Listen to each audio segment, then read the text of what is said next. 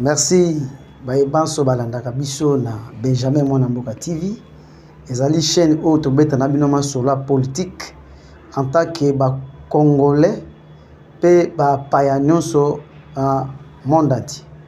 Maintenant nous allons venir ici pour 3 points. 3 points essentiels pour les luttes aux 30 minutes essentielles.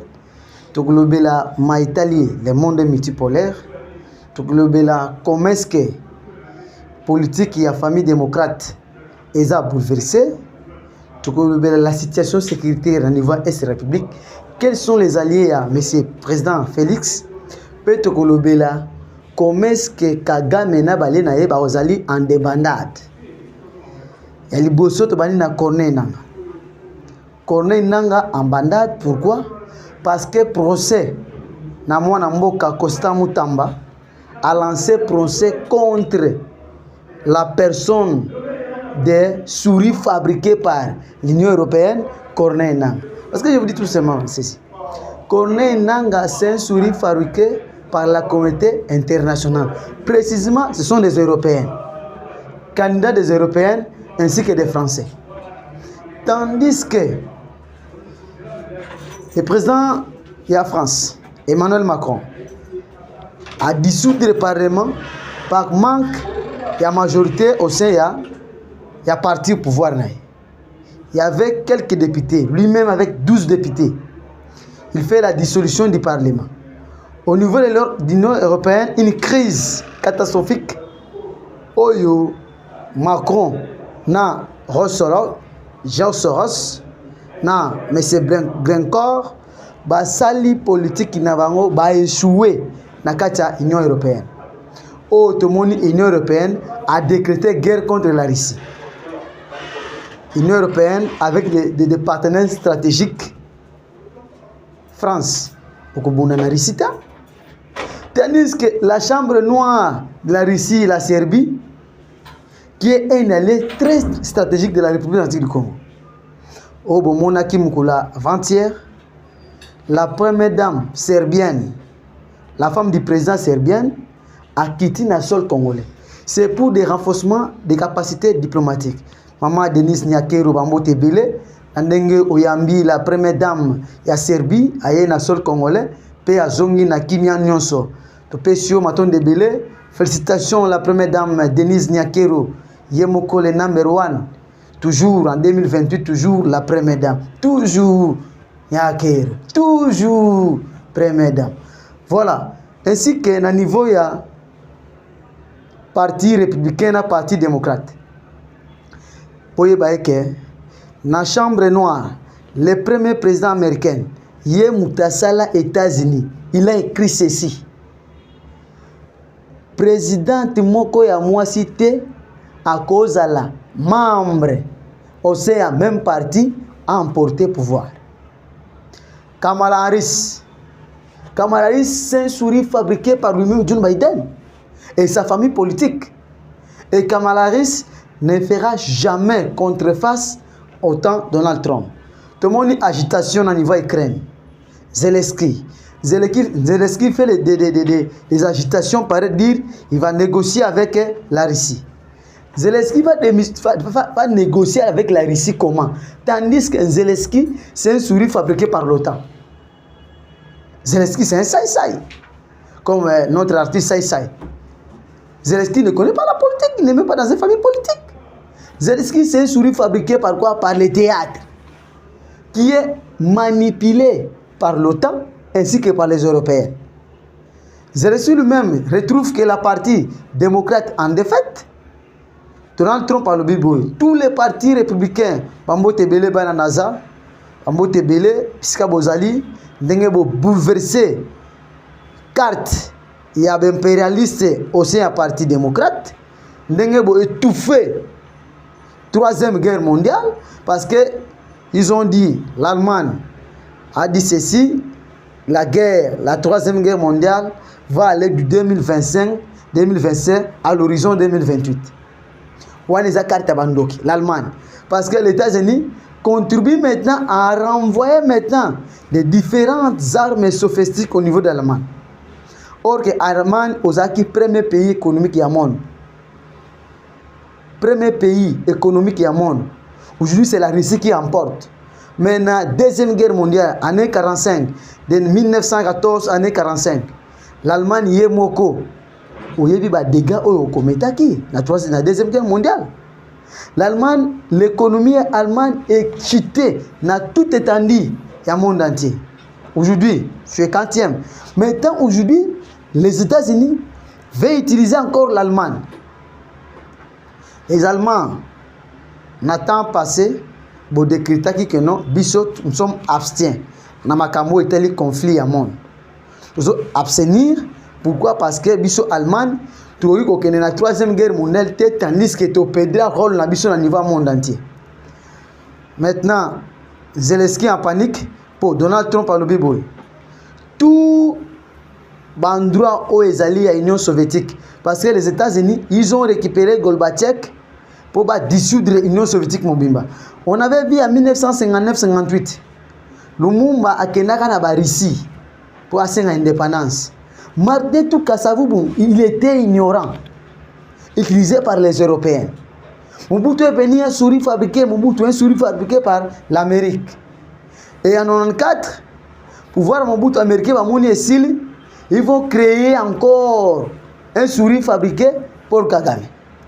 Les Américains ont créé un souris, leur souris pour Kagame, pour combattre la RDC. Et maintenant, les Américains proposent la balkanisation au niveau Nord Kivu, Sud Kivu, Ituri, Beni. Comme c'est un pays. Ouazanlendo a détermination. Le président Félix, il a dit ceci. Au moment où le FARDC Azali n'a cessé les faits, parce que le Rwanda doit toujours respecter les faits de route. Il y a Nairobi. Rwanda, le président dit ils vont aller cantonnement, désarmer Bango, identifier Bango. Qui est congolais, qui déclare les sols et les sous-sols, et qui n'est pas congolais. Or que tous les RDF sont de tous Rwandais.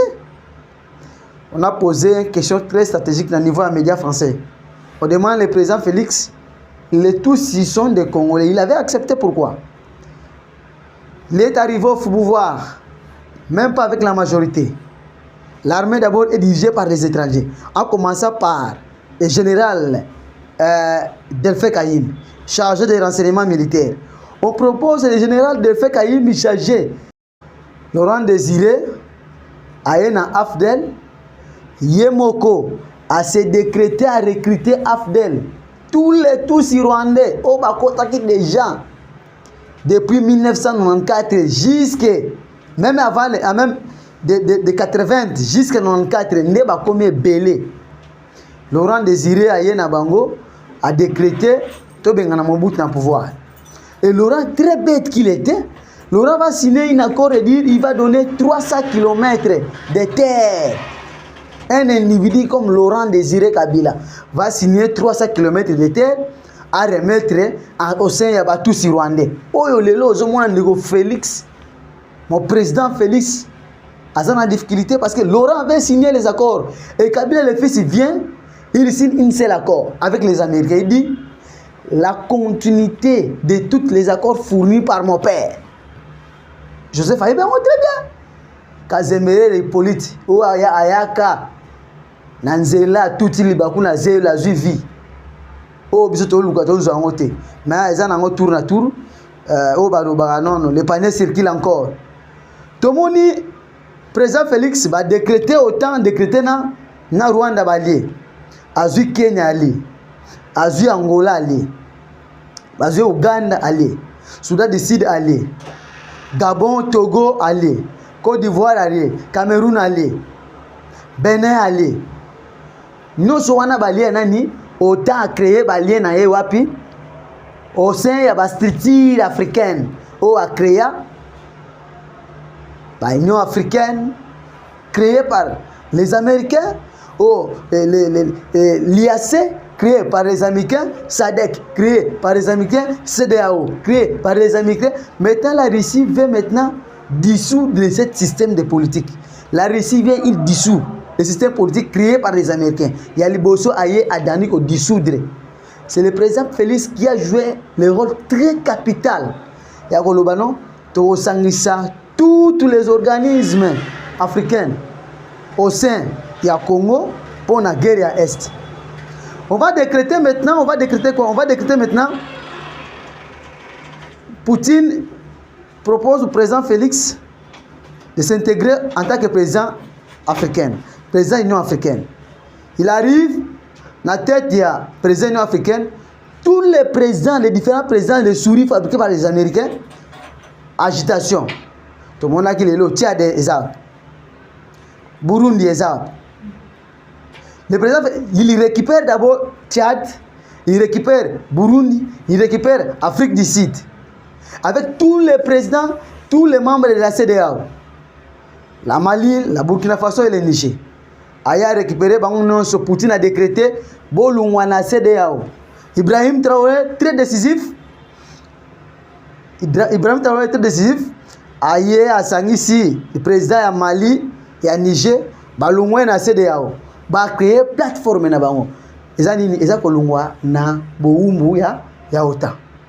Va créer une plateforme politique na bango moko. Mais maintenant, les Américains décrètent au niveau du président du Bénin. Et aussi le président Bénin, non, tous les réfugiés au niveau de Bénin passent à la refouler au niveau de Burkina Faso. Or que le président Ibrahim Traoré avait bien décidé que l'Union soit à niveau ya réfugiés au Kima, pas français, Kenda Bénin. Ils vont revenir au niveau de Burkina Faso dans des voies légales. Mais maintenant, Bayena Sadek Nanga doit être jugé. Le procès commence toujours. Les lois Constant Moutamba a signé déjà Babandi na cour d'ordre militaire na Gombe, procès contre les représentants numéro 1 à AFC, M. Corneille Nang. Il y avait 15 détenus. Aussi Bazouaki Kala. Baye Bakité. Tobimisi Bango le l'empoisse. Babandi procès. L'anda des chaînes, tu trouvais ça aujourd'hui. Procès. Contre qui? Contre Corneille Nang. On revient ceci maintenant. ADF. Récupérer la logistique, il y a des Français. Pesi Bango, ADF, des drones sophistiques.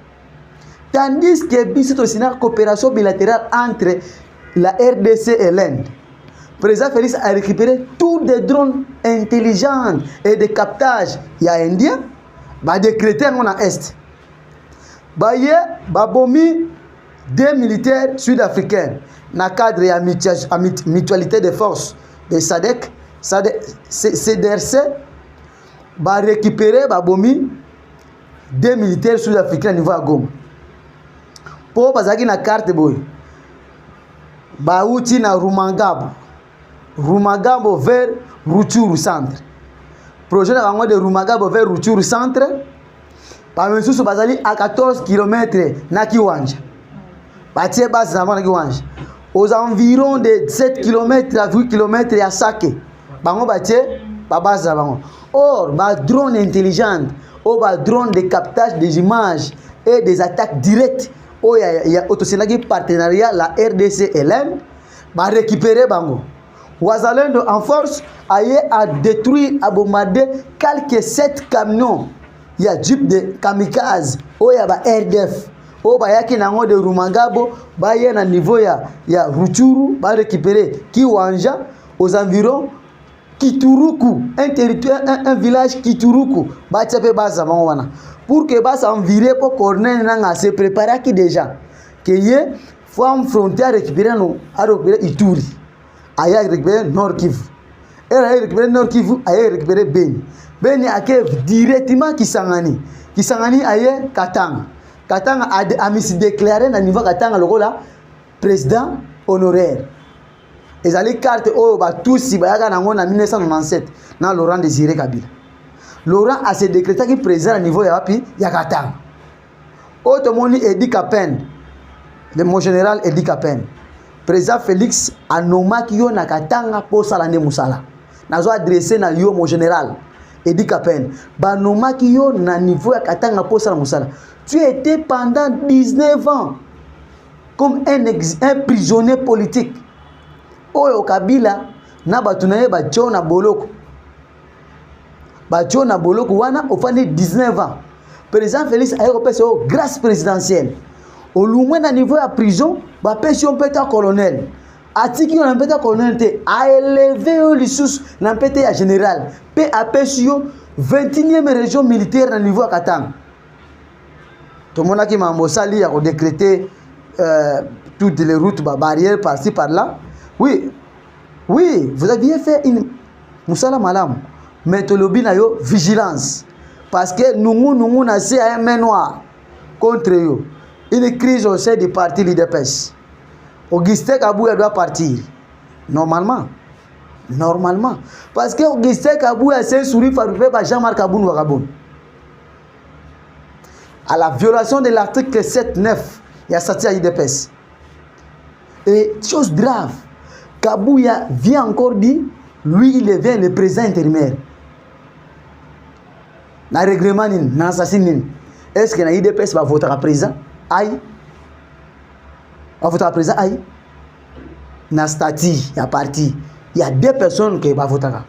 On va nommer le secrétaire général et le secrétaire général à son tour, il va nommer dans son administration qui, tous les présidents cellulaires. C'est-à-dire, il est clair. Alors, tous un problème na yo Kabouya te. Tous un problème, il y a mais gestion na yo. C'est fini. La personnalité de Kabouya, tous un problème na yo te. Aux combattants, tu es bien dans Oyaka, nanengo zotanga ntiki na yese, nanengo videntiki na yese, nanengo zako na parlement de Burkina Éthiopie. Na victoire, ne la mano wana yo linga makasi. O wana nzela ya bien wana. Oyebi yango lisusu, osengi maloba. Toyebi gestion na yo eza mabe. Tukoki ko sepela na gestion na ote parce que eza mabe. Olobi otie ba combattant na ANR, otie ba combattant na DGM, otie ba combattant na RVA. Okotangela biso nombre de combattants otie na DGM, na ANR, tandis que procès malanga, pa men noir eze belé. Oh moni ba invité caméra audience. Caméra doit se présenter avec Amida. Batanga qui est. Tu y vas qui m'a camé ça là qui n'a procès malanga. 2 policiers tiés nanda kunaï. Mais il devait se représenter là-bas. À quel niveau à Canada? Sommet Afrique, tous les pays africains, tous les pays francophones. À niveau à Canada. Olé le président Caméra doit dire que tous les efforts fournis, c'est à la diplomatie payante du président de la République. Lui dit, les efforts fournis, c'est diplomatie payante de l'Assemblée nationale. Chose grave. Tout ça, nos alliés au sein, quoi? L'union sacrée de la nation. Que moi j'appelle souvent, c'était l'union sacrée. Ils sont arrivés ici, ça devait union satanique. Mais maintenant, tous les peuples attendent du président Félix. Bino bayebolo baka trop. Na koyebisa bino eloko moko.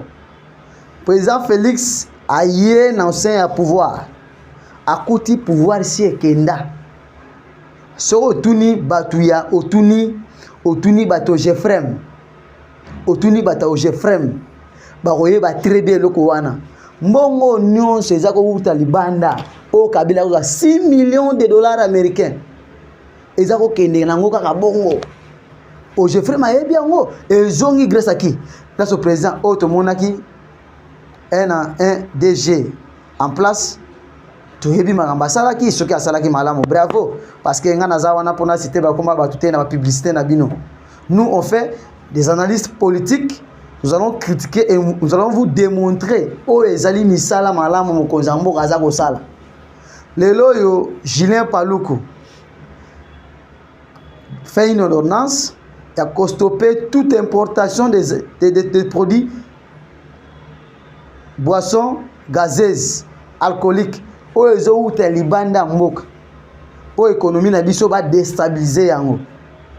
Et si li wana te, le président Félix récupère Costa Mutamba en puissance. Maintenant on restaure Costa Mutamba na toute ba institution ya mboka ezala Sénat ezala Assemblée nationale ezala ba ministère sectoriel avant ozwa mbongo songolo patala po détournement ezala te mokonzi ya mboka instruire politique moko très intelligent oyo oza koyeba te et pas Constant Mutamba abandi kopesa chaque président au gouverneur au président au ministre aozala na cachet ozo uta na ministère ya justice oyo babengi yango so lingo defa mbongo na gouvernement to misole bimi avant yozwa fotia so wana to yeba qui avait pris cet argent et que wapi poto monaki système intelligent na ba procès ou to leka oyo babengi bango ce sont des vols intelligents oyo na ba procès bimi ba innocent mais mbongo ebungi tala na Sénat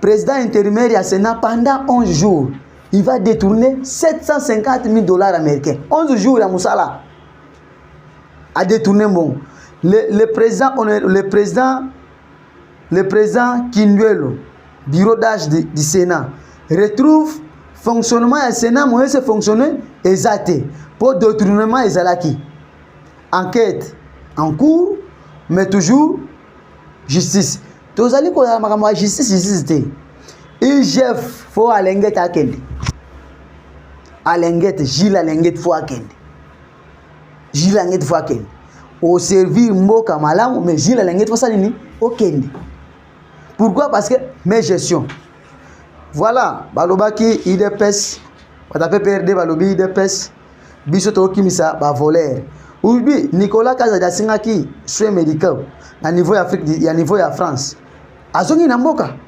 S'il sera interpellé, on doit lui interpeller. On doit lui interpeller. Tomoni balien stratégique il y a Congo parce que na ebisaki bino déjà auparavant ceux qui course ezali entre Aris Tiamala na Donald Trump dès que Donald Trump revient président au sein des États-Unis, il n'y aura pas la troisième guerre mondiale. Na kozonga na bino na mois de décembre. Même chaîne. Na mois de décembre, maintenant, je vais vous démontrer. Par exemple, na lobby lelo na mois juillet, nous sommes le 23 juillet, na décrété boy. Troisième guerre mondiale exactée. Prophétie à M. Daniel et au accomplissement na yango exacté. Prophétie à Daniel et quoi accomplir té. Pourquoi?